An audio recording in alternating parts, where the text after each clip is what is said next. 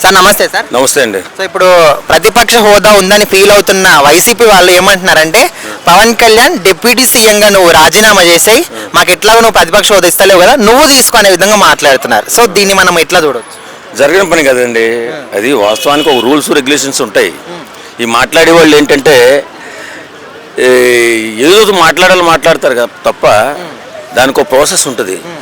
అలా తీసుకోవాల్సిన అవసరం లేదు. కూటమిలో వాళ్ళు కలిసి పోటీ చేశారు, కలిసి పనిచేస్తున్నారు. వాస్తవంగా బ్రహ్మాండంగా పనిచేస్తున్నారు అంటున్నారు నాకు తెలిసిన బాగొట్ట. కానీ జగన్మోహన్ రెడ్డి ఇవాళ ఎక్కడున్నాడు?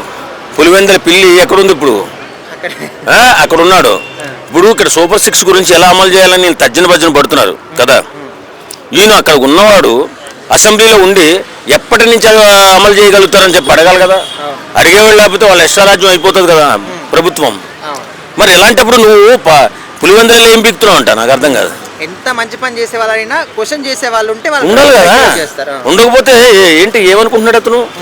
అంటే అతనికి అధికారం ఇస్తే పర్వాలేదు, ప్రజా సంక్షేమం చేస్తాడు. అధికారం ఇవ్వకపోతే ప్రజలను గాలికి వదిలేస్తాడా? అంతే. ఇది మాత్రం చాలా. అయితే ఇక్కడ ఆయన ఇంకొక డెసిషన్ తీసుకున్నట్టు తెలుస్తుంది. ఇక్కడ నుంచి నేను శాశ్వతంగా అసెంబ్లీకి రాను, కాకపోతే బయట ఉండి నేను ప్రజల కోసం పోరాటం చేస్తా అన్నట్టు విధంగా మాట్లాడి తెలుస్తుంది. సో మరి నిజంగా బయట ఉండి మాట్లాడతారు ప్రజల తరపున?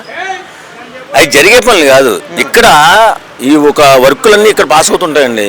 ఏ వర్క్ అయినా ఏదైనా. మరి అసెంబ్లీలో పాస్ అయ్యే విషయాల్ని పక్కన పెట్టి ఎక్కడ బయట ఉండి అరుస్తారంటే గేట్ కాడ కుక్కలా అయిపోతాడు అంతే. అంతకంటే ఏం ఉండదు. నేనేమంటా, నువ్వు రా పోరాటం చేయి, ప్రజల పక్షాన్ని పోరాటం చేయి. లేకపోతే కూటమి ప్రభుత్వం ఇచ్చలుడిగా అటు ఇటు చండాలం చేసే అవకాశం కూడా ఉంటుంది. ఎందుకంటే అందరూ లాగా ఉండరు. అధికారం ఉంది కదా అని అధికార మతంతో మాట్లాడే రాజకీయ నాయకులు ఎక్కువ ఉంటారు. కాబట్టి నువ్వు వచ్చి మాట్లాడకపోతే ప్రజలకు అన్యాయం చేసినట్టు నువ్వు అన్యాయం అయిపోతావు, ప్రజలు కూడా అన్యాయం అయిపోతారు. కాబట్టి నువ్వు ఖచ్చితంగా అసెంబ్లీకి రా. వేళ నేను కాసేపు టీవీ చూస్తుంటే సూపర్ 6 మీద మాట్లాడుతున్నారు. ప్రతిపక్షం మేమే, అధికార పక్షం మేమని పవన్ కళ్యాణ్ గారు అన్నారు. అలాంటప్పుడు నువ్వు కూడా అడగాలి, బాబు మీరు ప్రతిపక్షం అధికార పక్షం మీరే అయినప్పుడు సరే సూపర్ 6 హామీలు ఇచ్చారు కదా, హామీలు ఇచ్చినప్పుడు ఎప్పటి నుంచి అమలు చేస్తారు? 9 నెలలు అయిపోయింది. ఎప్పటి నుంచి అమలు చేస్తావు? నువ్వు నిలదీయాలిగా. నిలదీయకుండా అక్కడెక్కడ ఉండి గేట్ కాడ అడుగుతారంటే ఎట్లా కుదురుతుంది? గేట్ కాడ వేస్తే పని జరుగుతుంది. వచ్చి అసెంబ్లీకి రా, వచ్చి నీ వాయిస్ వినిపించు, ప్రజలకు న్యాయం చేయి. ఒకవేళ అసెంబ్లీకి వచ్చినప్పటికీ కూడా ఓన్లీ ప్రతిపక్ష హోదా గురించి తప్ప మిగతా ఏది కూడా మాట్లాడారు. సో ఒకవేళ ప్రతిపక్ష హోదా ఇస్తే మరి ప్రజల తరపున మాట్లాడతాడు అనుకోవచ్చా? మరి ఏమో మాట్లాడతాడు. ఏం మాట్లాడతాడు అన్న? ఒక్కసారిగా 151 నుంచి 11కు పడిపోయేసరికి ఇక ఆయన జీర్ణించుకోలేకపోతున్నాడు అనుకుంటున్నాను. నేను జీర్ణించుకోలేక బ్రెయిన్ బ్లాస్ట్ అయ్యి మతి చెడి మాట్లాడుతున్నాడు, మతి భ్రమించి మాట్లాడుతున్నాడు.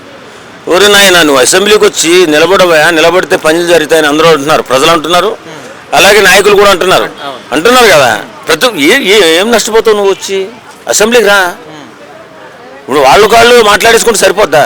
ప్రతిపక్షం ఉండొద్దా? ప్రతిపక్ష నాయకుడివే నీకు ప్రతిపక్ష హోదా ఇవ్వకపోయినా ప్రతిపక్ష నాయకుడివే నువ్వు. అలాంటప్పుడు నిలదీసి అడగాలి కదా, నువ్వు పోరాటం చేయాలి కదా. పోరాటం చేయకుండా వచ్చే 5 సంవత్సరాలు మాకు ఇయ్యంటే ఎవడిస్తాడు నీకు? ప్రజలు ఎందుకు నమ్ముతారు? అంటే నీకు అధికారం ఉంటే నువ్వు పదవి ఉంటేనే నువ్వు పని చేస్తావా? పదవి లేకపోతే చెయ్యు అంటే ప్రజలను గాలికి వదిలేస్తావా అంటే? అలాగైతే నువ్వు జీవితంలో పైకి రాలేవు. ఇది మాత్రం వాస్తవం. Hi bro. హాయ్ అన్న. సో వైసీపీ వాళ్ళు ఇప్పుడు అందరూ కూడా ఏమంటున్నారంటే పవన్ కళ్యాణ్ నువ్వు డిప్యూటీ సీఎంగా రాజీనామా చేయి, ప్రతిపక్ష హోదా నువ్వు తీసుకో, ఎందుకంటే మాకు ఇస్తలేవు కదా అనే విధంగా అంటున్నారు. సో అది కరెక్టే అంటారా? ఇప్పుడు వాళ్ళతో టీడీపీ తోటి పొత్తు పెట్టుకొని గెలిచిండు కదా. ఇప్పుడు ప్రభుత్వంలో ఉండు కదా. సరే ఆయన సొంతంగా పోటీ చేస్తే హోదా, ప్రతిపక్ష హోదా అనేది పవన్ కళ్యాణ్ గారికి ఉండు. కాకపోతే ఆయన అలయన్స్ లో ఉండు కాబట్టి ఆయన ఎట్లా తీసుకుంటాడు? అంటే ఇక్కడ మీకు ప్రతిపక్ష హోదా రాదు, మీకు సీట్లు లేవదనే విధంగా మాట్లాడినందుకు ఈయన నువ్వు ప్రతిపక్షంగా మారు అనడం కరెక్టే అంటారా? ప్రజలు మ్యాండేటరీ ఇచ్చారు, 21 బరాబర్ గెలిపించారు పోటీ చేసిన కాడ. ఇప్పుడు దాన్ని ఎంతగా అనుకున్నా ఆయన ప్రతిపక్ష అంటే ఇప్పుడు సరే గవర్నమెంట్ లో టెక్నికల్ గా గవర్నమెంట్లు ఉండగానే టీడీపీ తర్వాత ఎక్కువ సీట్లు ఎవరికి వచ్చినాయంటే జనసేనకు వచ్చినాయి. కాబట్టి జనసేనే ఆల్టర్నేటివ్.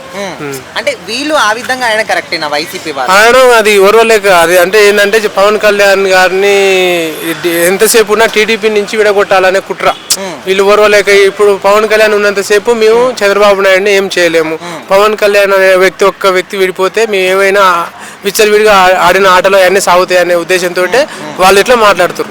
అంటే ఇప్పుడు ఒకవేళ ప్రతిపక్ష హోదా వైసీపీ పార్టీకి ఇస్తే వాళ్ళు నిజంగా ప్రజల కోసం మాట్లాడతారు అనుకోవచ్చా? ఇప్పుడు మాట్లాడే వాళ్ళు అయితే అసెంబ్లీలో ఉండి కొట్లాడాలి కదన్న, వాళ్ళు అసెంబ్లీ నుండి కొట్లాడతలేరు, ఏం కొట్లాడతలేరు. నిన్న వచ్చి 10 నిమిషాలు కూర్చొని పాయ. అసలు నిజంగా మీరు గెలిచిన వాళ్ళే కదా, మీకు 11 సీట్లు ఉన్న 11 సీట్ల కోసం అయినా మీరు ప్రభుత్వం చేసిన ఏదన్నా తప్పు విధానం ఉంటే ఆ విధానం మీద కొట్లాడాలి, కానీ ఏ విధానం మీద కొట్లాడకుండా మీరు పోయి ఎంతవరకు కరెక్ట్?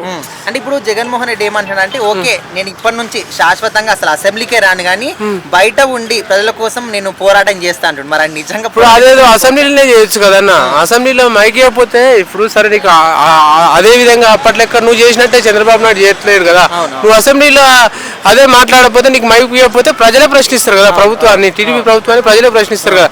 నువ్వు మాట్లాడతలేవు, ఏం చేస్తలేవు, నాకు మైక్ ఇస్తలేరు, నన్ను ఏమంటలేరు అంటే మరి ఇదేంది?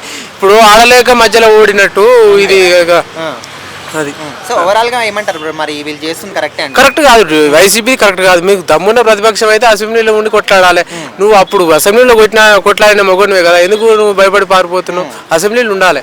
Hi bro. అన్న హాయ్. సో ఇప్పుడు వైసీపీ వాళ్ళు ఏమంటున్నారంటే నిన్నంతా కూడా మనకు అసెంబ్లీ ఏం జరిగిందో అందరికీ తెలిసిందే. సో ఇప్పుడు పవన్ కళ్యాణ్ నువ్వు డిప్యూటీ సీఎం గా రాజీనామా చేసాయి, ఇప్పుడు నెక్స్ట్ హైయెస్ట్ పార్టీ నీదే అంటున్నావు కదా, నువ్వే ప్రతిపక్ష హోదా కూడా తీసుకునే విధంగా మాట్లాడుతున్నారు. సో ఇది ఎంతవరకు కరెక్ట్ అంట? చూడన్నా, వాళ్ళు గెలిచిన వాళ్ళని ఎంకరేజ్ చేయరు. ఇది అంటే నువ్వు అంత ఉంటే నువ్వు గెలిచేది ఉంటుంది కదా, గెలవంది నువ్వు తన డిప్యూటీ సీఎం అయ్యాడు, చాలా సక్సెస్ఫుల్ గా ప్రజాసేవ చేస్తున్నాడు. అసలు 6 నిమిషాలు అంత పోరాటం నిజంగా బుక్లలో చదివినాను ఇటువంటి లీడర్ల గురించి, ఛత్రపతి శివాజీ గురించి కానీ, డాక్టర్ బాబాసాహెబ్ అంబేద్కర్ గురించి కానీ. ఇప్పుడు లైవ్ లో ఒక వ్యక్తి చూస్తుంటే అలాంటి రూపంగా కనిపిస్తుంది. అంటే తను అంత పెద్ద పార్టీ నడిపించి అసలు లాస్ట్ ఒక్క ఎమ్మెల్యేతో గెలిచిన వ్యక్తి ఈరోజు 20 గెలవడం అంటే ఆ సమస్య. నిజంగా సెకండ్ లార్జెస్ట్ పార్టీని ఏపీ అని చెప్పంటే చాలా కష్టపడతాను. ప్రతి గడప వారాయి ద్వారా వెళ్ళి ప్రజల దగ్గరికి వెళ్ళి గెలివంటే తనకు పోరాటం, తన గొప్పతనం ఉంది దాంట్లో. సో వీళ్ళకున్న మైనస్ ఏంటంటే వాళ్ళు ఏంటంటే గెలవలేరు, వాళ్ళకి చాలా ఫ్రీ ఉన్నారు అన్న వాళ్ళైతే. సో ఎప్పుడు పవన్ కళ్యాణ్ మేము టోల్ అవుతామా, ఎప్పుడు పవన్ కళ్యాణ్ వేసుకోమా, అదే ఫీల్ ఉన్నారు కాబట్టి. సో ప్రతిపక్ష హోదా కావాలంటే ఏం చేయాలి, నువ్వు గెలవాలి. సో పవన్ కళ్యాణ్ కానీ ఒక్క సీటు గెలిచి ఉన్నా వాళ్ళకి ప్రతిపక్ష హోదా వచ్చేది, కానీ గెలవలేరు కాబట్టి ప్రతిపక్ష హోదా లేదు కాబట్టి వాళ్ళు ఏదో ఆరోపణలు రాలేస్తుంటాయి, పట్టించుకోవాల్సిన అవసరం లేదు అని కోరుకుంటున్నాను. అయితే ఇప్పుడు జగన్మోహన్ రెడ్డి ఏమంటాడంటే నేను కంప్లీట్ అసలు అసెంబ్లీకే రాను ఇంకా, కానీ బయట ఉండి ప్రజల కోసం పోరాటం చేస్తా అంటున్నాడు. సో నిజంగా మరి ప్రజల కోసం పోరాటం చేశాడు అనుకోవచ్చా? అన్న ప్రతిపక్షం అంటే నువ్వు అన్నాను కాదన్నా, ఇప్పుడు అధికారం లేవు. సో నీకు ఆయన సరికి ఎమ్మెల్యే గెలిపించాడు, నువ్వు ఏం చేయాలి? నీ యొక్క రెస్పాన్సిబిలిటీ ఏంది? ప్రజల తరపున ప్రశ్నించాలి. ప్రశ్నించకుండా నువ్వు ప్రజల దగ్గర ఉంటా అంటే నీ ప్రశ్న అసెంబ్లీ కట్ట వెళ్తుంది. నువ్వు అన్నానికి అసెంబ్లీ అనే మీటింగ్ అంటే అక్కడ అధికారం అందరూ మీటింగ్ అయ్యే ప్లేస్ అది. సో ఆ సమస్య గురించి మాట్లాడిన ప్లేస్ అది. నువ్వు ప్రజల సమస్యలు అసెంబ్లీ చెప్పినప్పుడు ప్రజల ఆ సమస్యలు ఏం మాట్లాడుతావు నాకు అర్థం కాదు. ఒక సీఎం లెవెల్ ఉన్న వ్యక్తి నువ్వు ఎలా నడిపించావు? ఆల్రెడీ ఒక 5 సంవత్సరాలు చేసినావు. సో నువ్వు అవునా కాదు, ఒక కొత్త రాష్ట్రంలో ఉన్నప్పుడు నన్ను నడిపించినావు. సో నీ యొక్క లాభాలు ఏ రకంగా నువ్వు నడిపించినావు, ఏ రకంగా నడిపించాలో సలహాలను ఇవ్వాలి. అది ఇవ్వకుండా నువ్వు నిజంగా నేను దాచుకుంటా, నీ ప్రజల దగ్గర ఉంటా అంటే నువ్వు ఇన్ని సంవత్సరాలు పదవిలో ఉన్నావు, మళ్ళీ నువ్వు కొత్త చేసేది ఏముంది? సో అలా ప్రజల దగ్గర ఉంటే ప్రజలు కూడా రానున్న ఎలక్షన్ నీకు అక్కడే ఉంచుతారు, అసెంబ్లీ కూడా రానియరు. అన్న ఆయన హాయ్. సో ఇప్పుడు నిన్న అసెంబ్లీ మొత్తం కూడా ఏం జరిగిందో అందరికీ తెలిసిందే.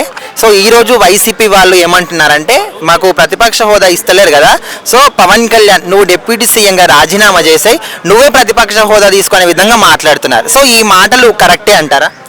మీకు ఈ రైట్ లేదు. మీకు పవన్ కళ్యాణ్ ఒక గెలిచి ఎమ్మెల్యేగా గెలిచి ఒక కూటమిలో ఒక భాగం అయ్యి డిప్యూటీ సీఎం అయ్యి నీకు ఇంత హోదాలు ఉన్న పవన్ కళ్యాణ్ని నువ్వు వచ్చి ఇప్పుడు రాజీనామా చేయి, నువ్వు ప్రతిపక్ష నేత హోదా తీసుకో అని అసలు ఈ రైటే మీకు లేదు.